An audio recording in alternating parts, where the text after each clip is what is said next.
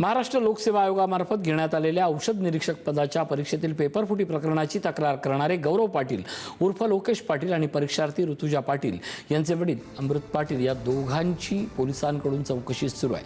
चौकशी दरम्यानचे काही फोटो समोर आलेत। औषध निरीक्षक पदाच्या पेपरफुटी प्रकरणाचा तपास मुंबई पोलिसांच्या गुन्हे शाखेच्या पथकाकडून करण्यात येतोय। आमचे प्रतिनिधी आफ्ताब खान आपल्यासोबत जोडले जात आहेत। आफ्ताब, आपण बघतोय या प्रकरणी गौरव पाटील आणि ऋतुजा पाटीलची चौकशी सुरू आहे। नेमकं काय तथ्य आणि सत्य आतापर्यंत समोर येत आहे? नक्कीच ऋषी, 22 मार्च 2026 रोजी महाराष्ट्र राज्याच्या MPSC विभागाकडून औषध निरीक्षकाचा हा पेपर झाला होता। मात्र 20 मार्च रोजी जे आरोपी ऋतुजा पाटील आहे त्याला हा प्रश्न पत्रिका भेटली असल्याचा आरोप गौरव पाटील यांनी केला होता।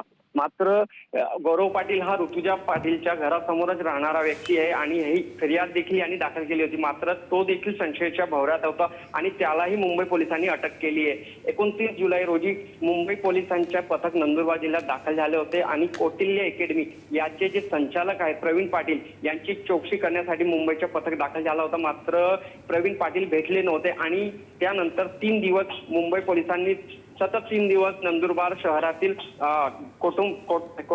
ही जे कौटिल्य अकॅडमी आहे त्याची झाडाझडती घेतली होती आणि अमृत पाटील जे शिक्षक आहेत त्यांच्या घरासह समोर राहणार गौरव पाटील याच्या घराची झाडाझडती घेतली होती।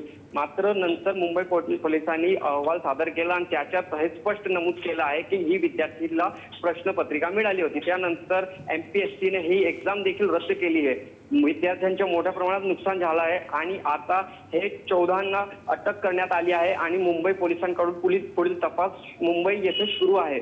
ऋषी, नक्कीच धन्यवाद या माहितीबद्दल। आफ्ताब खान आमचे प्रतिनिधी आपल्यासोबत जोडले होते।